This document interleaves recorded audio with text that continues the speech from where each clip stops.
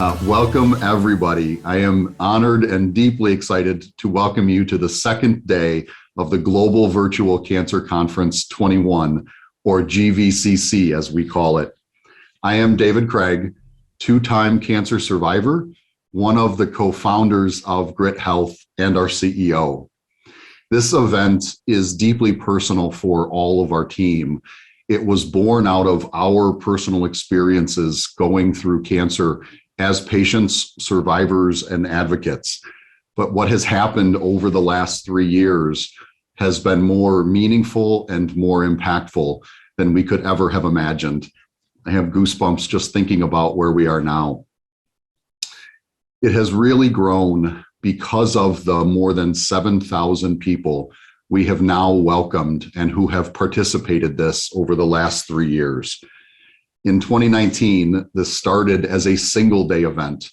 In 2020, it was a 2-day conference.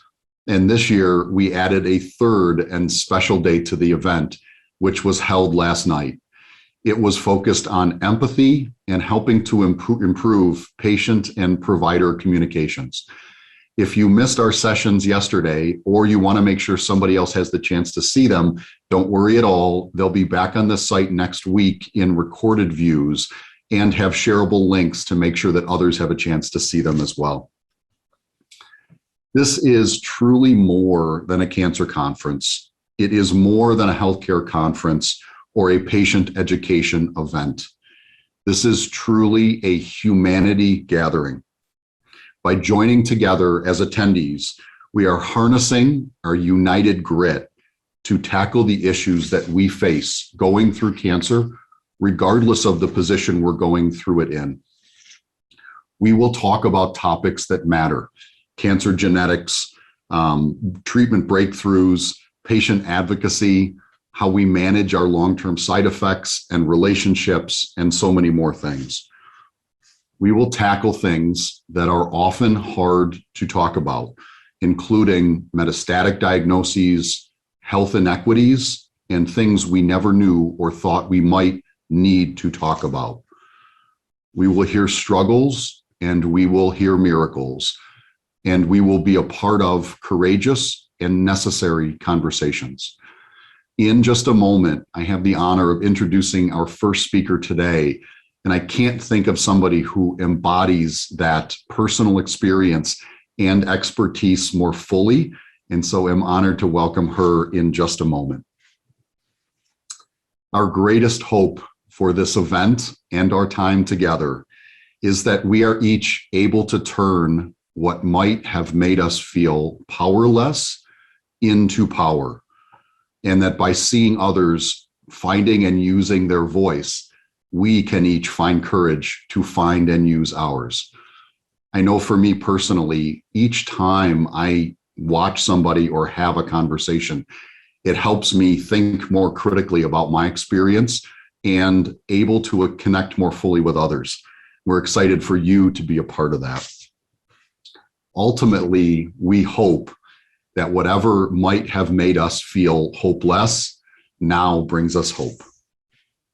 I need to, before we get underway, thank everybody again for helping to bring this event to life.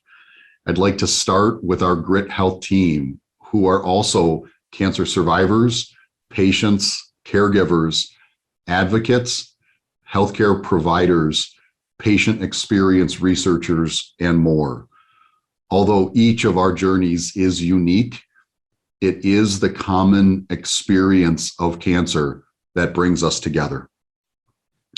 In many ways, this event is something that we each wished we had while going through cancer or helping our loved ones through cancer, but didn't find. I asked a gentleman that I was talking to this morning if I could share a story, and I was texting with somebody who was with us last night. He was diagnosed with the same cancer diagnosis that I faced in my 20s. And he shared with me this morning that getting to see people talk openly is helping him to think about the things he wants to be more open about. And I can't think of a more meaningful message, knowing where I was during my first cancer diagnosis, to know that we're having that impact on people who are with us. Thank you, Drew, for sharing that with me and letting us be a part of that with you. 3 years ago, our chairwoman, Shelley Nolden, is the one who had the idea that brought all of this to life. It is because she remembered, while being inpatient for leukemia and trying to do her lap around the hospital floor, she passed a poster on the wall for an in-person event, and how much she remembers feeling she could attend the event, but knew it was outside of her reach at that time and during that stage of her treatment. So we approached our founding partner, Bristol Myers Squibb, with an innovative idea.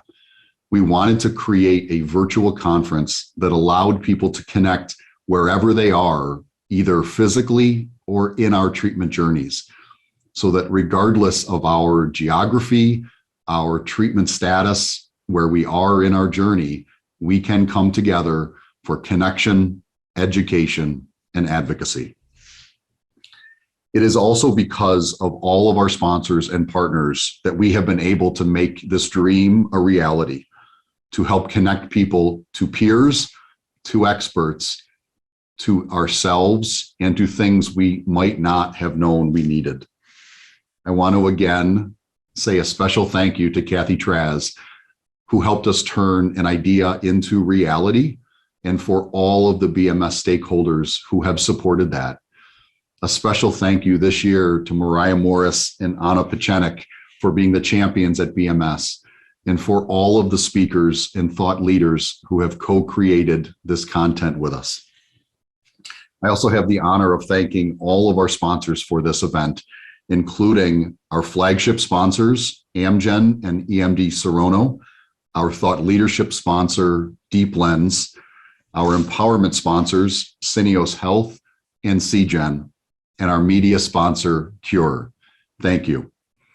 It is because of these sponsors, because of you, that we are able to create this event at no cost, not only for patients and the cancer community, but also for all of the exhibitors and the nonprofit organizations who are with us, providing resources that you'll get to interact with during the conference. Also, a very special thank you to the nearly 50 patient advocacy and nonprofit partners who have created custom virtual pages on this virtual platform that we are a part of. They will be there live in their areas for you to chat with them today from 1:30 to 2 p.m. Eastern, and at the same time tomorrow. You can interact with their content and actually their representatives on this platform. Also this year, another change we made was to rename our clinical trial fair to the Research Launchpad. It is an area where you can learn about clinical trial opportunities, patient experience research, and how to navigate this often complex or confusing space.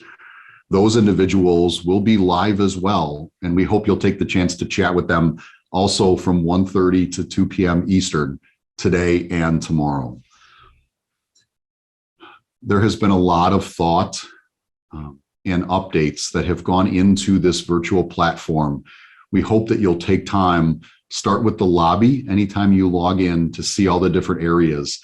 There are some really meaningful places to connect, to share your experience, and ultimately to make sure that your voice is a part of how we go forward. Okay, with that, we have the honor now to welcome you to our first session for day 2. Joining us from our founding partner, Bristol Myers Squibb, is Kristin Hege. I am continually impressed by the leaders, not only for their caliber and their expertise, but for their experience and the humanity that they bring to fighting cancer. Kristen is no different. As a physician, Kristen has both seen the tragedies and the miracles in her career. And as a caregiver and a human, she has personally survived the loss of several of her family members. I know Kristen will be very open with you in her talk. She now serves as the Senior Vice President of Early Clinical Development, Hematology, Oncology, and Cell Therapy at Bristol Myers Squibb. She and her team investigate new ways to transform patients' lives, our lives, through science on a daily basis.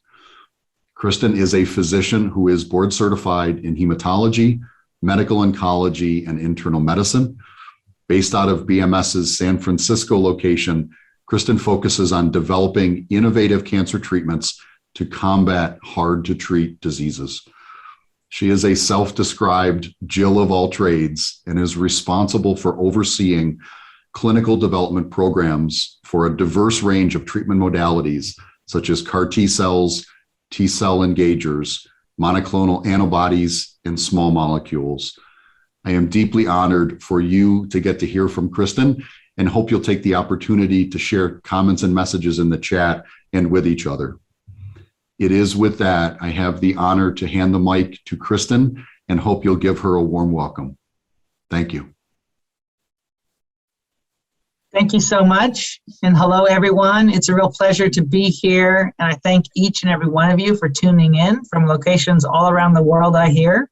And thank you so much, Dave, for that kind introduction and the Gryt healthcare team and the opportunity to speak today, and for all of the work that you do and the Gryt healthcare team does to empower patients, survivors, caregivers, and advocacy communities. As you mentioned, I've got experience with many aspects of that bucket myself. 2 years ago, Bristol Myers Squibb joined the Gryt Health team to collaborate and launch the inaugural Global Virtual Cancer Conference. It's my first time joining this conference, but I hear it's wonderful, with the goal of uniting patients, advocates, innovators, experts, and healthcare change makers in a fully virtual conference accessible by anyone, anywhere. And this innovative conference was a success from the start, and it has only grown larger in the past 2 years. The collaborations with GVCC and Gryt has been a natural fit. At Bristol Myers Squibb, our mission is really to transform patients' lives through science. We're driven to understand human biology, the complexities of cancer response and drug resistance, in order to advance the next generation of cancer therapy. Patients are at the center of everything that we do. They inspire us. They're the reason why we all come to work every day. So let me take a moment to explain why the mission resonates so much with me personally. As Dave mentioned, I am the Senior Vice President of Early Clinical Development. I focus on our pipeline of new assets in hematology, so malignant blood cancers, oncology, solid tumors, and cell therapies, for which the first approvals have been in blood cancers, but for which we're hoping to expand to solid tumors down the road. I oversee an interdisciplinary team of physicians, mostly trained in hematology and oncology, and clinical scientists.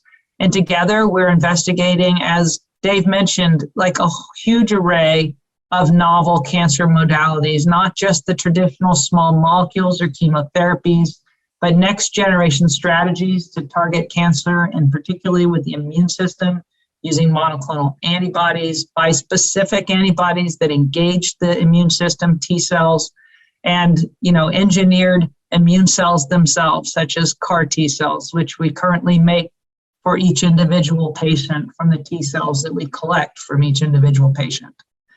And our diverse pipeline aims to explore numerous different anti-cancer approaches that can match the challenges presented by cancer's ability to mutate, adapt, and resist therapy. So we're trying to stay one step ahead of the cancer with our novel approaches. We are pursuing medicines with transformational potential, and we hope to improve the standard of care for people with cancer. In addition to my work for patients at BMS, as Dave mentioned, I'm also board certified and practicing hematologist. I have a volunteer faculty appointment at the University of California, San Francisco, where I continue to see patients with blood cancers every week. And I've had that clinic. It's been a longitudinal clinic for the last 25 years. And during that time, I've witnessed firsthand both the devastating impact the cancer has on patients and caregivers, both from the perspective of a treating physician, also as a caregiver myself. I have had my own personal experiences with loss from cancer. Both my father and my brother passed away from cancer. My father, who was a physician himself, died from stomach cancer during the first semester of medical school, shortly after he came to my graduation from college. Not too long thereafter, my brother, who developed HIV during the last Gryt pandemic, died from a brain lymphoma while I was in my hematology oncology fellowship training at UCSF. I was my brother's primary caregiver for several years while he was dealing with this disease, and he was being treated by my colleagues at the hospital where I was training. So it was a particularly sort of gripping experience, I'd say. You know, prior to this, I was my brother's caregiver because my mother had passed away when I was in high school from a longstanding multiple sclerosis. So these events, as I'm sure you know, were life-changing for me, for my family, and they deepened my resolve to really focus on finding medical solutions and new treatments for patients with cancer and other serious diseases, along with my ongoing desire to actually treat and continue to work directly with patients with cancer, hence my volunteer faculty appointment. So I mentioned that I've seen patients in my clinic for the last 25 years, and some of those outcomes have not been great, but some of them have been really inspiring. And one of those stories I wanted to share is a patient who I picked up 25 years ago in my clinic. He was a police officer at that time. Now he's retired. He had a very serious disease, chronic myeloid leukemia. Back in 2001, this was a uniformly fatal disease unless you underwent a very aggressive allogeneic bone marrow transplant.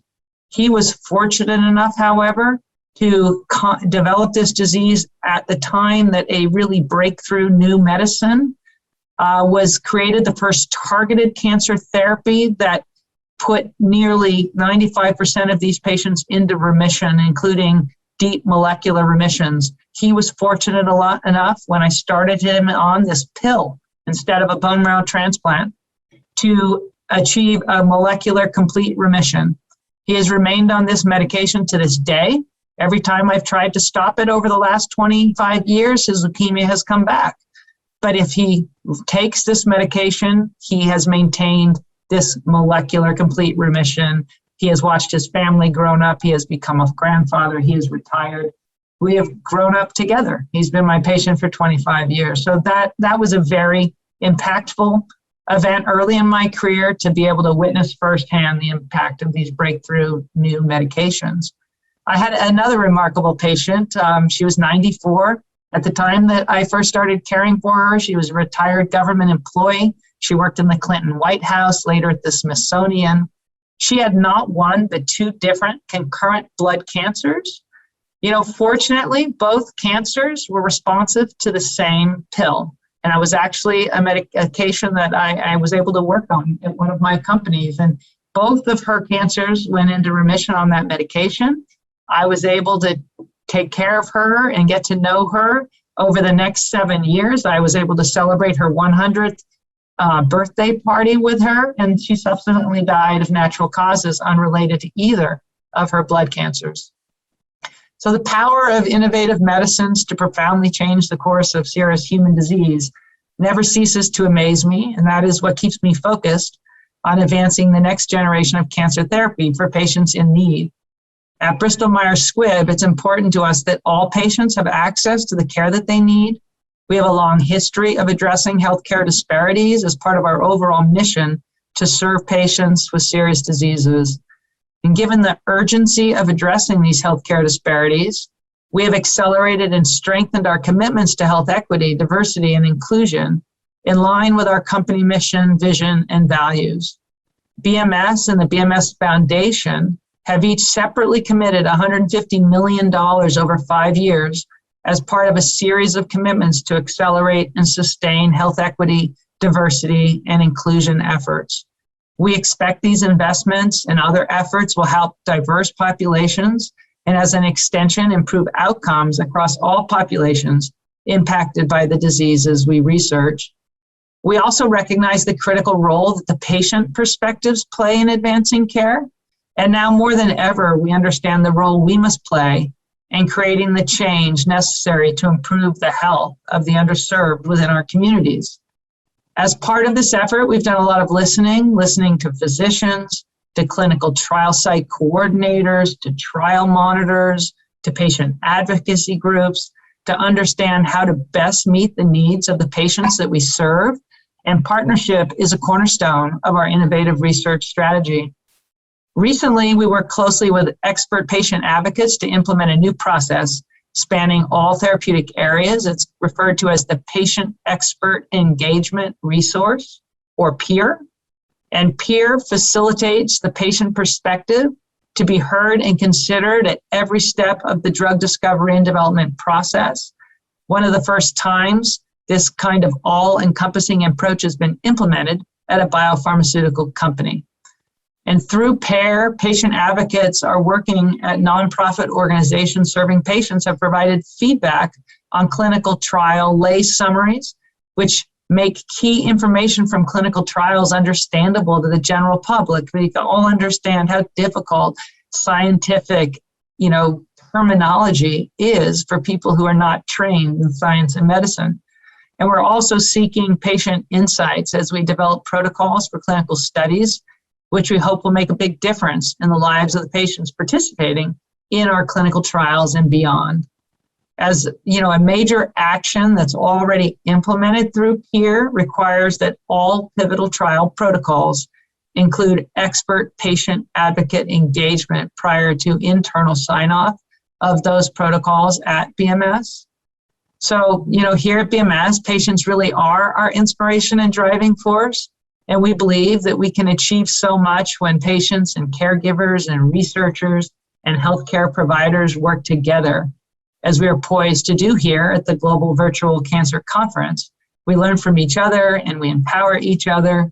And as the future unfolds, we will continue to cherish our partnerships as we follow the science, seek a better future for patients with cancer, and ensure that all communities have access to the information and the care that they need. So thank you again to Gryt Health for welcoming me here today at the Global Virtual Cancer Conference. They are a true partner in advocating for patients, and through this conference, they have created a resource that importantly connects patients around the world to valuable health information, because knowledge is power. And I encourage you all to take advantage of this wealth of resources over the next few days. And now thank you and welcome, and back to you, Dave. Thank you so much, Kristen. I know myself, having been a patient and a caregiver and working in this field, how intense it is. And we just admire how you show up as a whole person to do this work. So thank you so much for your humanity and your leadership. Thank you. Wonderful. Okay, so we now have 2 sessions coming up next, which is noon at the top of the hour Eastern time. You'll be able to choose, just like if you're at an in-person event, which of those 2 sessions you want to join. You can't join both of them, obviously, but not to worry. They'll both be recorded. And so if you want to be able to see the other session afterwards, it will be back up on the site next week as well. You'll be able to pick from the Evolution of Care, Harnessing the Power of Your Immune System, which will focus on immunotherapy treatment options. And the other session is How to Care for the Caregiver. I can tell you that my wife is going through a stage 4 cancer diagnosis now and will begin an immunotherapy shortly. So she will be in the first session, and I will be in the How to Care for a Caregiver session, and grateful to be able to participate in that as a caregiver. Both will be amazing. And remember, you can always access everything else after the event if you miss something. Just the last piece before we have you switch over to those sessions. Please, when this session ends, you're going to log out of Zoom and go back to GVCC21.com. You may have to log back in using just your email, no password if it's been a while since you logged in, but that'll put you on the homepage where you'll be able to see all of the sessions and join live there. And of course, don't forget that at 1:30 p.m. Eastern, you have the opportunity to chat with all of the individuals and representatives in their areas throughout the site.